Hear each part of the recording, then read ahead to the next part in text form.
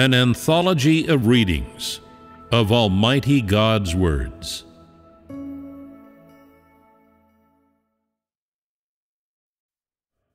Only loving God is truly believing in God. Today, as you seek to love and know God, in one respect you must endure hardship and refinement, and in another you must pay a price.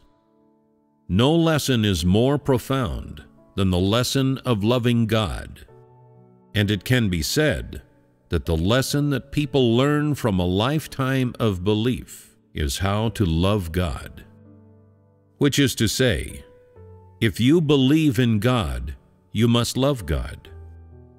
If you only believe in God, but do not love Him, have not attained the knowledge of God, and have never loved God with a true love that comes from within your heart, then your belief in God is futile.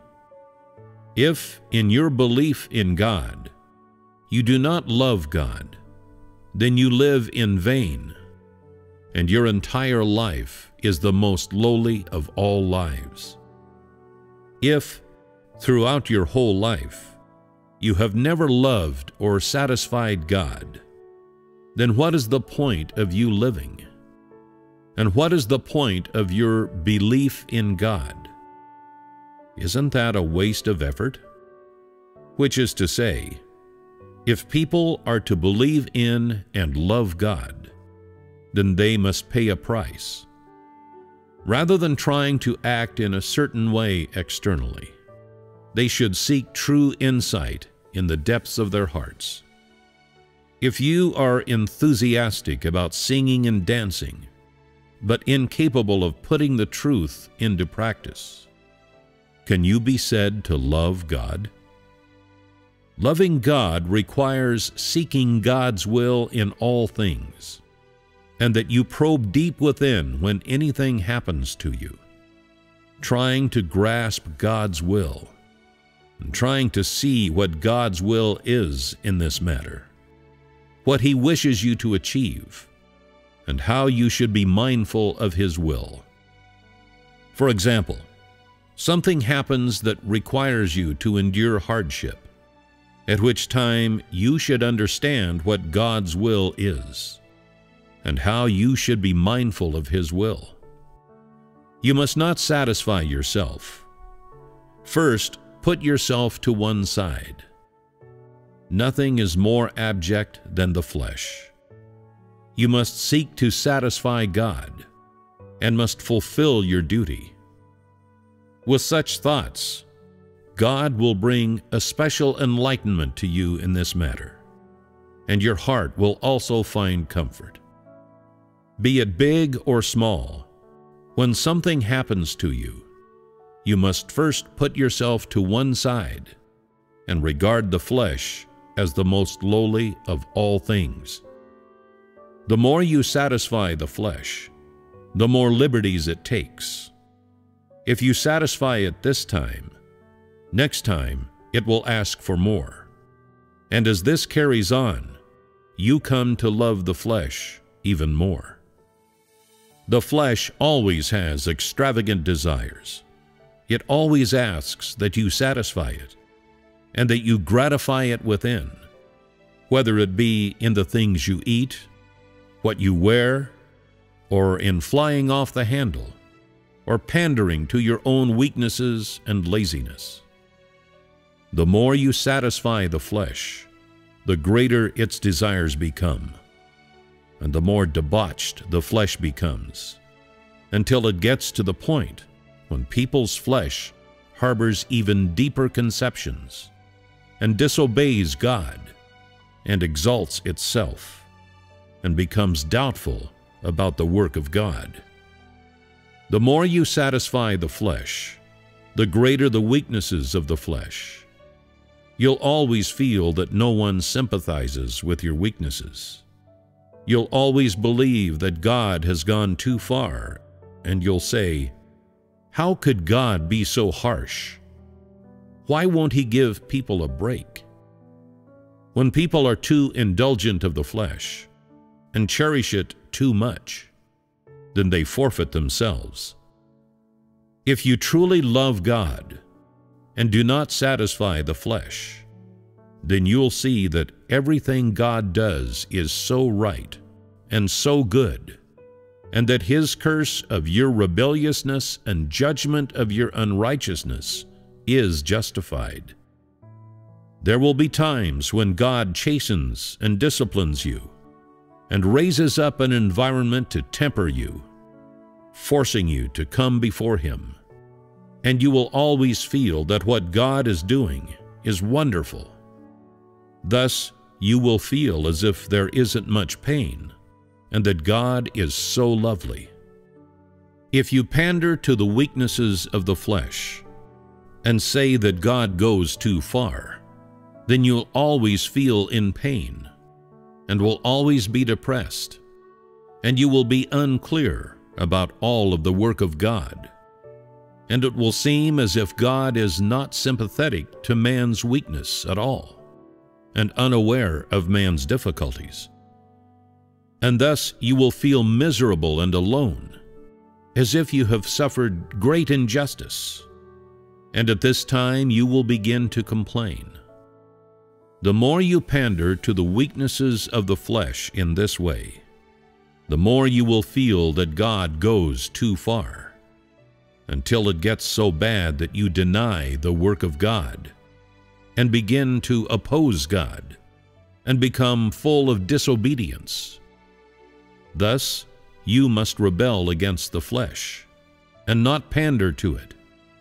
Your husband, wife, children, prospects, marriage, family, none of them matter. You need to have this resolve. In my heart, there is only God, and I must try my best to satisfy God and not satisfy the flesh. If you are always possessed of such resolve, then when you put the truth into practice and put yourself aside, you will be able to do so with but a little effort. It is said that there was once a farmer who saw a snake on the road that was frozen stiff. The farmer picked it up and held it to his breast, and after the snake was revived, it bit the farmer to death. Man's flesh is like the snake. Its essence is to harm their lives, and when it completely gets its own way, your life becomes forfeit. The flesh belongs to Satan. Within it are extravagant desires. It thinks only for itself.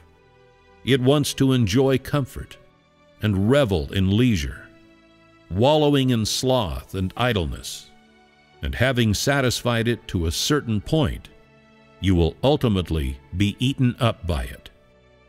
Which is to say, if you satisfy it this time, next time it will come asking for more. It always has extravagant desires and new demands, and takes advantage of your pandering to the flesh to make you cherish it even more and live among its comforts. And if you don't overcome it, you will ultimately forfeit yourself. Whether you can gain life before God and what your ultimate end will be depends on how you carry out your rebellion against the flesh.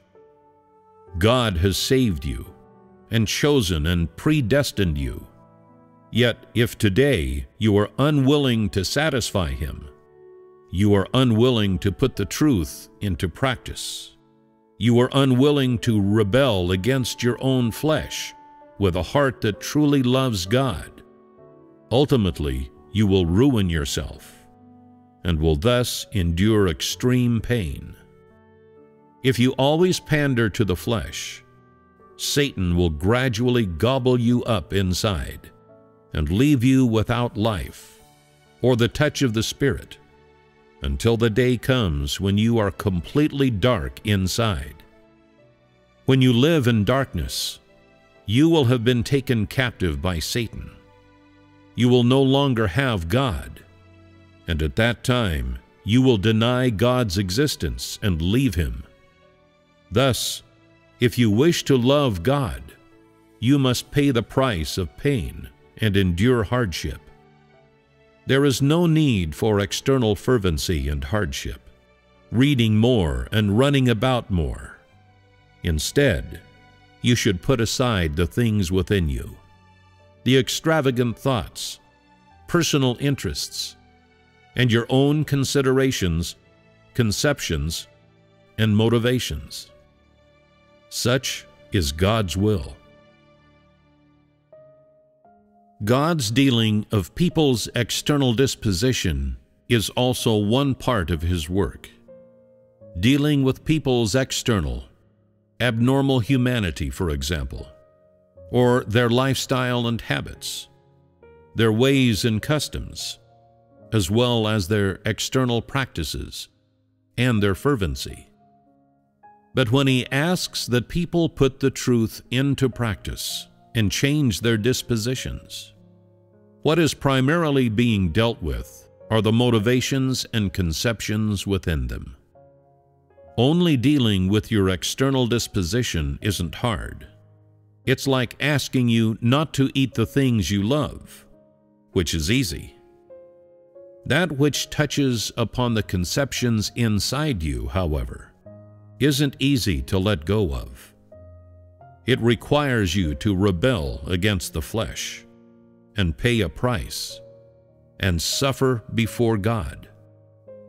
This is particularly so with people's motivations. From the time of their belief in God until today, people have harbored many incorrect motivations. When you're not putting the truth into practice, you feel that all your motivations are correct. But when something happens to you, you will see that there are many incorrect motivations within you.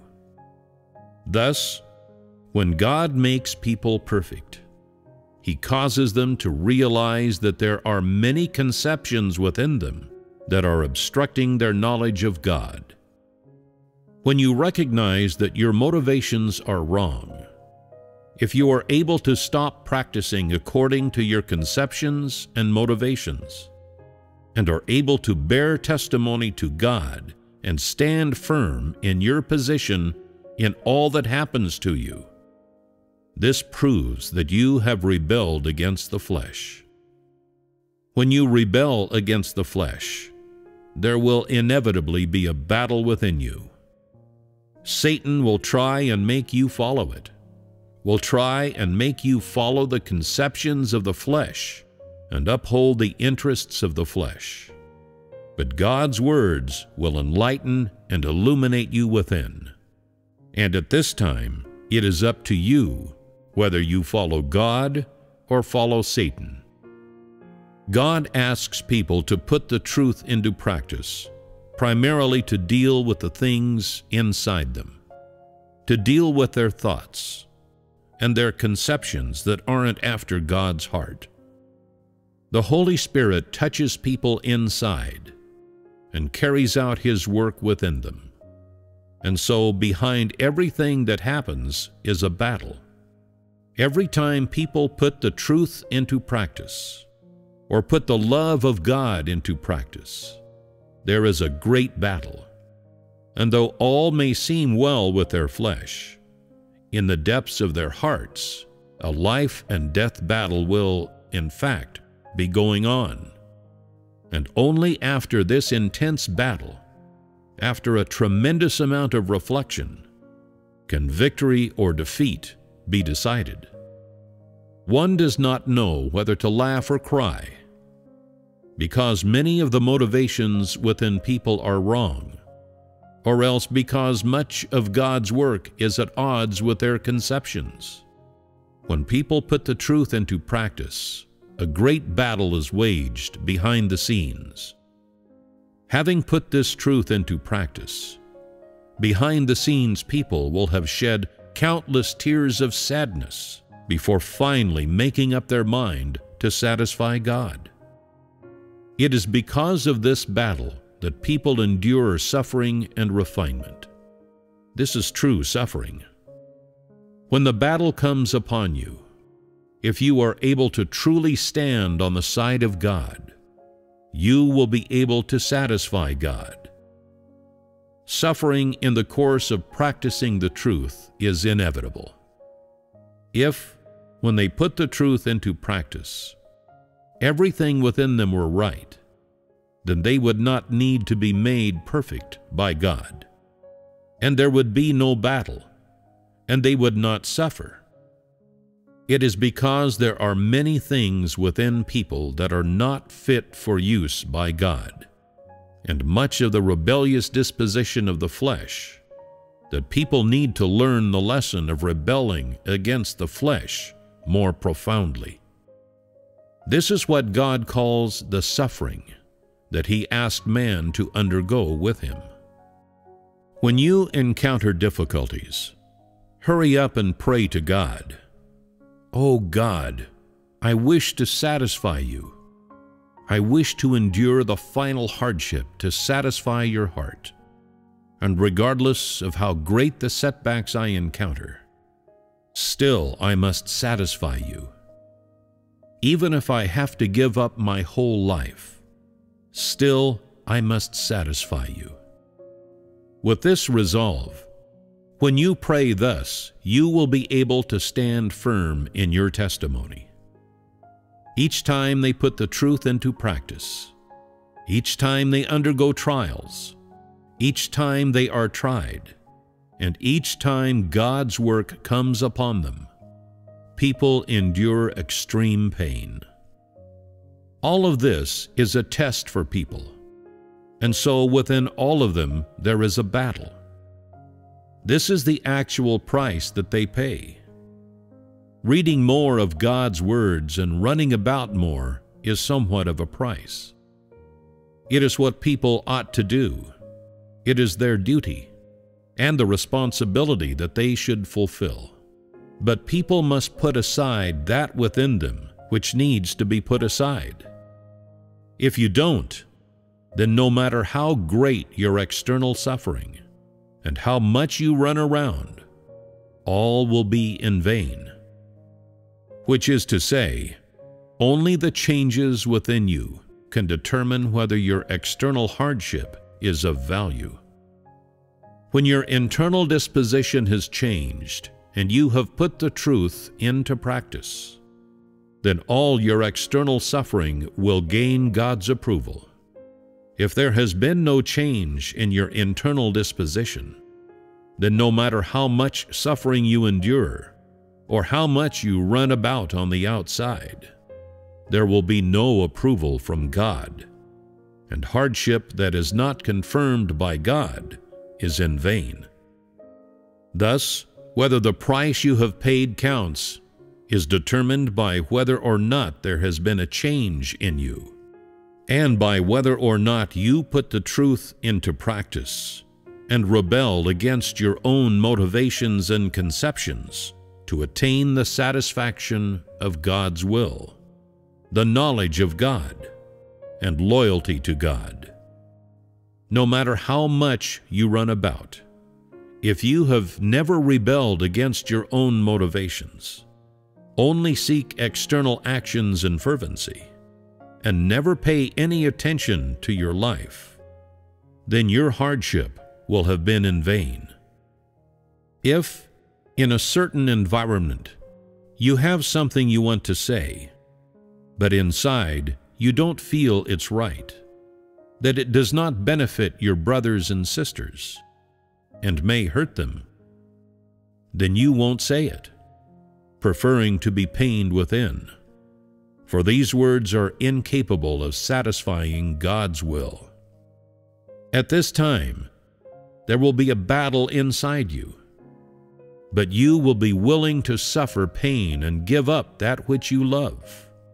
You will be willing to endure this hardship to satisfy God, and although you will suffer pain inside, you will not pander to the flesh, and God's heart shall have been satisfied, and so you will also be comforted inside.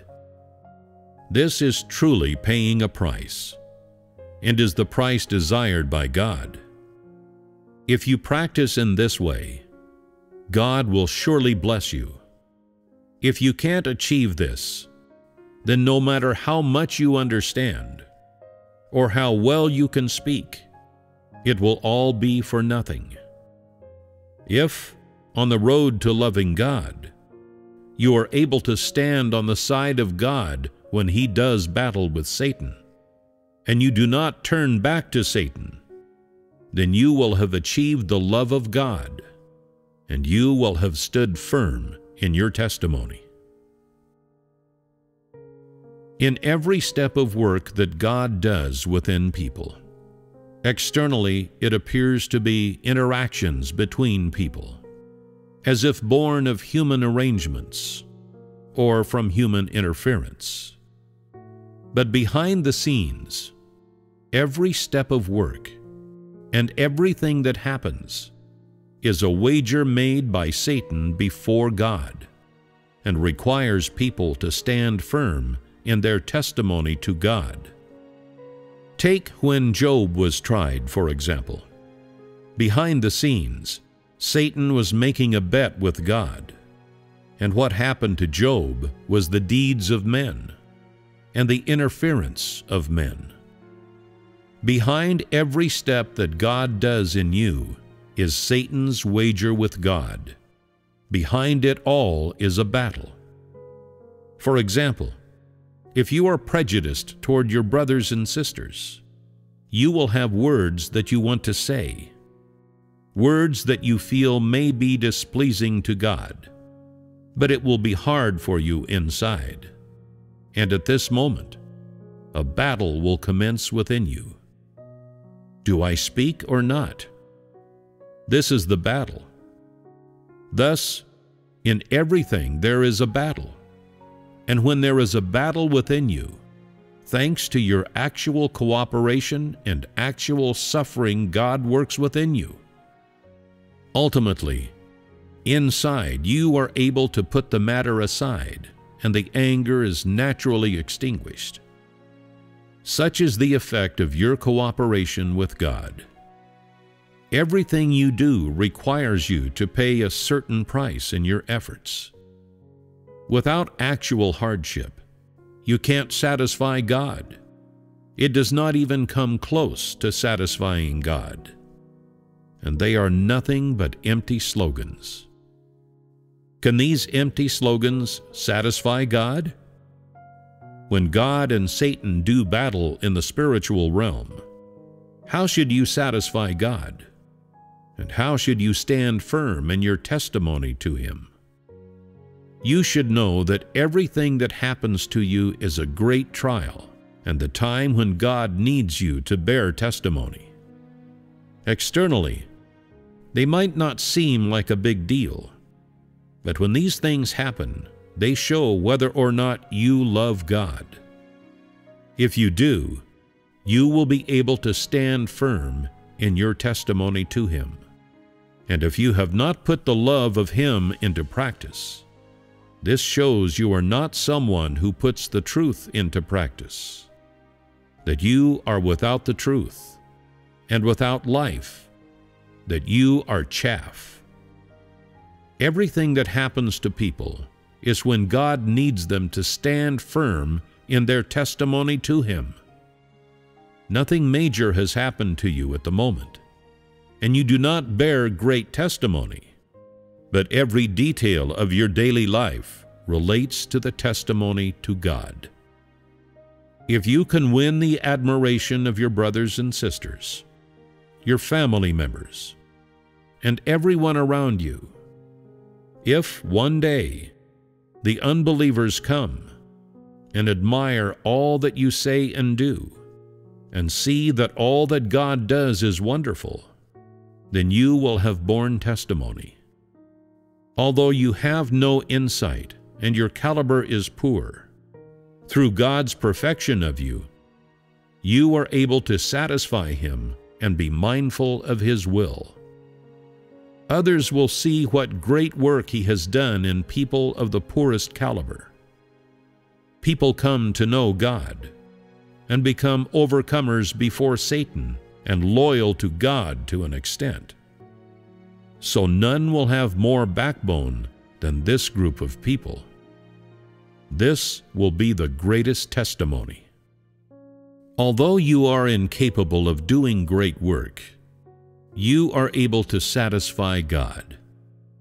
Others can't put aside their conceptions, but you can.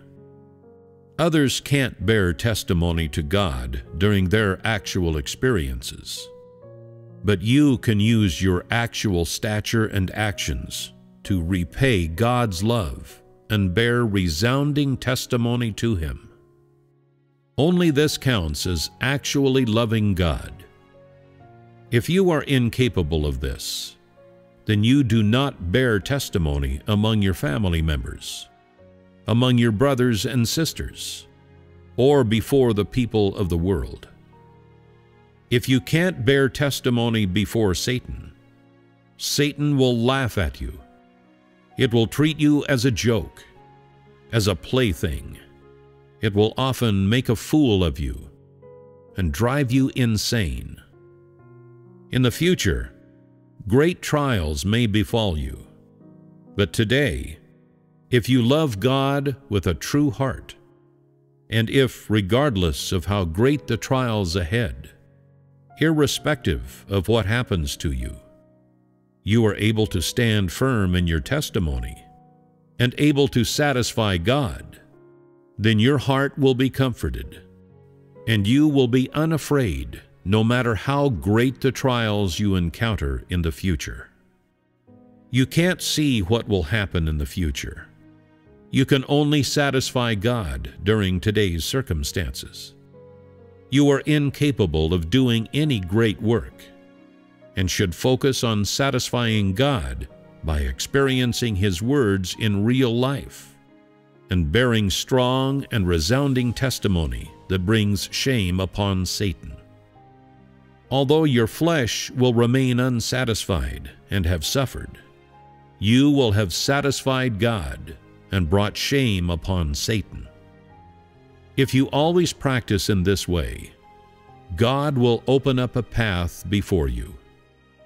When one day a great trial comes, others will fall down, but you will still be able to stand firm. Because of the price you have paid, God will protect you so you can stand firm and not fall down. If, ordinarily, you are able to put the truth into practice and satisfy God with a heart that truly loves Him, then God will surely protect you during future trials. Though you are foolish and of little stature and poor caliber, God will not discriminate against you. It depends on whether your motivations are right. Today, you are able to satisfy God, in which you are attentive to the smallest detail. You satisfy God in all things. You have a heart that truly loves God. You give your true heart to God. And although there are some things that you can't understand, you can come before God to rectify your motivations and seek God's will, and you do everything needed to satisfy God. Perhaps your brothers and sisters will abandon you, but your heart will be satisfying God, and you will not covet the pleasures of the flesh. If you always practice in this way, you will be protected when great trials come upon you. What internal state in people are these trials aimed at? They are targeted at the rebellious disposition in people that is incapable of satisfying God. There is much that is impure within people, and much that is hypocritical, and so God subjects them to trials in order to purify them. But if today you are able to satisfy Him, then the trials of the future will be a perfection for you. If today you are unable to satisfy Him, then trials of the future will tempt you, and you will unwittingly fall down, and at that time you won't be able to help yourself, for you can't keep up with God's work and are not possessed of real stature. And so, if you wish to be able to stand firm in the future, better satisfy God and follow Him to the very end. Today, you must build a strong foundation. You must satisfy God by putting the truth into practice in all things, and be mindful of His will. If you always practice in this way, there will be a foundation within you, and God will inspire in you a heart that loves Him, and He will give you faith. One day, when a trial truly befalls you, you may well suffer some pain, and feel aggrieved to a certain point, and suffer crushing grief, as if you'd died. But your love of God will not change, and will become even deeper. Such are the blessings of God. If you are able to accept all that God says and does today with a heart of obedience, then you will surely be blessed by God. And so you will be someone who is blessed by God and receives His promise. If today you do not practice, when trials befall you one day, you will be without faith or a loving heart, and at that time the trial will become temptation. You will be plunged amid Satan's temptation and will have no means of escape. Today, you may be able to stand firm when a small trial befalls you, but you won't necessarily be able to stand firm when a major trial befalls you one day. Some people are conceited and think that they are near perfect already. If you don't go deeper at such times and remain complacent, then you'll be in danger. Today, God does not do the work of greater trials. In appearance, everything seems fine, but when God tries you, you will discover that you are too lacking, for your stature is too small, and you are incapable of enduring great trials. If today you do not forge ahead, if you stay in the same place, then when the great wind comes, you will fall. You should often look at how small your stature is. Only in this way will you make progress. If it is only during trials that you see that your stature is so small, that your willpower is so weak, that too little within you is real, and that you are inadequate for God's will, and if you only realize these things then, it will be too late. If you do not know God's disposition, then you will inevitably fall during trials, because you are unaware of how God makes people perfect, and by what means He makes them perfect. And when God's trials come upon you and they don't match your conceptions, you will be unable to stand firm. God's true love is His entire disposition. And when God's entire disposition is shown to you, what does this bring to your flesh? When God's righteous disposition is shown to you, your flesh will inevitably suffer much pain.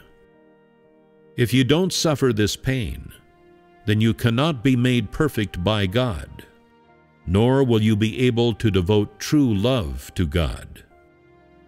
If God makes you perfect, He will surely show His entire disposition to you. From the time of creation until today, God has never shown His entire disposition. But during the last days, He reveals it to this group of people whom He has predestined and selected. And by making people perfect, He lays bare His dispositions, through which He makes complete a group of people. Such is God's true love for people. Experiencing God's true love for them requires that people endure extreme pain and pay a high price. Only after this will they be gained by God and be able to give their true love back to God, and only then will God's heart be satisfied. If people wish to be made perfect by God, and if they wish to do His will, and fully give their true love to God, then they must experience much suffering and many torments from the circumstances, to suffer pain worse than death. Ultimately, they will be forced to give their true heart back to God. Whether or not someone truly loves God is revealed during hardship and refinement. God purifies people's love, and this is also only achieved amid hardship and refinement.